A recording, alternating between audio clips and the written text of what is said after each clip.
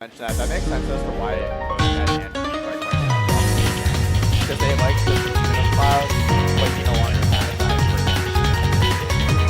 Sephiroth. Alright, he burns down the exit too.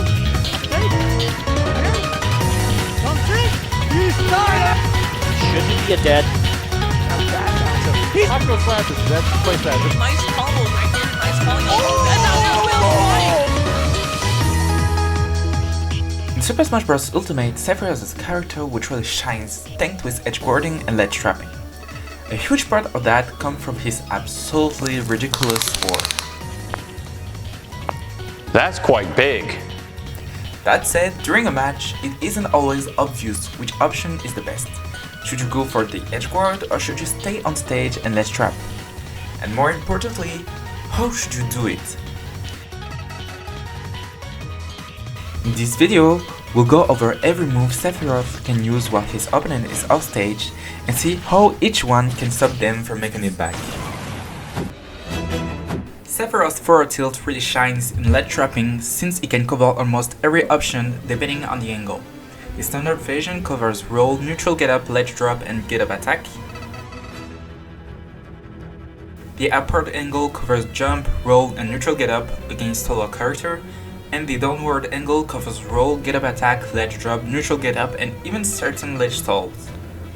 Personally, I think forward tilt is at its strongest as a conditioning tool. For example, after repeatedly throwing out back airs at the ledge to discourage jumps, you can suddenly throw out an F tilt to punish the option your opponent now think is safe. Another example is standing just outside of roll distance. Your opponent expects you to react to whatever they choose, but instead, you surprise them with a downward angled F tilt for 2-frame. Sephiroth's down tilt is another excellent 2-frame tool, mainly because its hitbox stays active for quite a while. It's especially useful against diagonal and horizontal recoveries, while also catching ledge stalls, ledge drops, and neutral get-ups.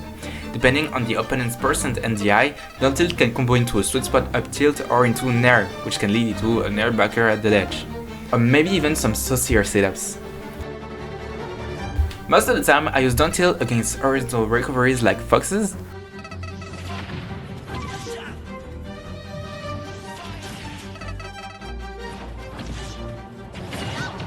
It's also a fairly low risk way to catch air dodges. Down smash has several different uses. Off stage, letting the tip hang over the ledge allows it to catch certain horizontal recoveries. It's much more stronger than down tilt but also much more precise. On stage, it can catch plenty of recoveries that are forced to beefy the ledge, while remaining relatively safe thanks to its range. It can also work as a situational ledge trap option. If you charge down smash, some players panic and neutral get up into shield, which can easily lead into a shield break and an early stock.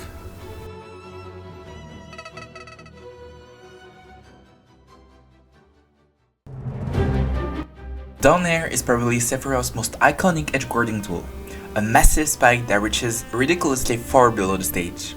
Its purpose is straightforward. Either you're a 2-frame god and use it constantly, or you mainly save it for purely vertical recoveries. That being said, be careful. Some players intentionally go through the ledge with their B, forcing you to either perfectly time the spike or get hit by the recovery instead, and at high percent that can absolutely cost you the stock. Sephiroth's neutral special is one of his scariest ledge trap options.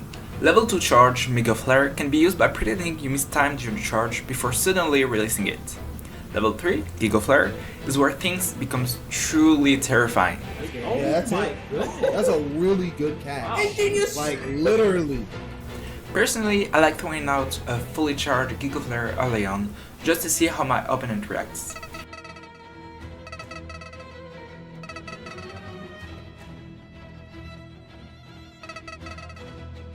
Usually, they'll fall into one of 4 categories.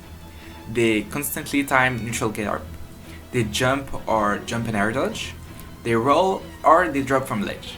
A ledge drop can be immediately punished with whatever option you prefer. The other options can simply be remembered and punished later by cancelling the neutral B, creating nasty mix-ups that are difficult to predict. Personally, This is what I use whenever I really want to stay safe after sending someone off stage. At mid-level, it's surprisingly difficult to punish, making it a bit of a no-brainer.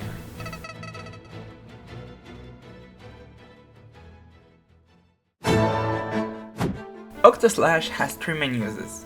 First, as a Ledgetrap option, it catches recovery that don't snap directly to the ledge, as well as floaty double jumps near the blast zone. It can also be angled diagonally to intercept almost any recoveries if your timing is correct.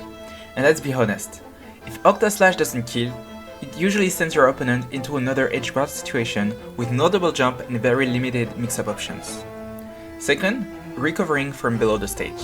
By coming up with Octa Slash, you can intercept vertical recoveries and launch opponents towards the blast zone. It's incredibly strong, but requires a fairly specific setup. And finally, the Kamikaze Octa Slash. It's often the optimal choice, but only if you're absolutely certain of your opponent's trajectory, that they have no mix-up left, and that they aren't invincible during the startup.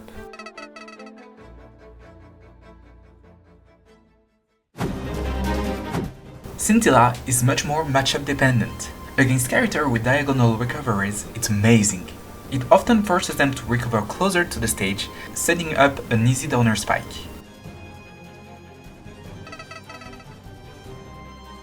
Its strongest used, however, it's on stage against upbees that are forced to beefy the ledge. From them, 3 things can happen. Either it straight up kills, or nothing happened and you reset into a classic Ledgetrap, or the counter disconnect, causing the opponent to simply fall, which is actually amazing against certain characters. I'll finish the video by showing you a few setups that can be surprisingly useful, even if some of them are pretty niche.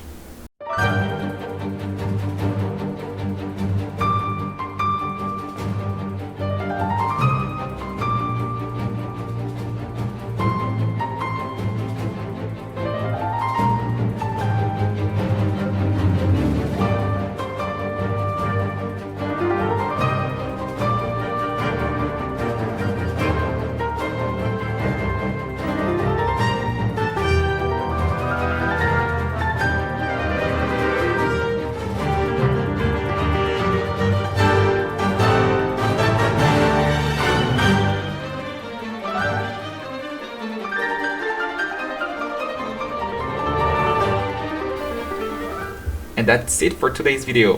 Thank you so much for watching all the way to the end. If you enjoyed the video, don't forget to leave a like, subscribe, and feel free to leave a comment. Thanks for watching, and I'll see you all in the next one.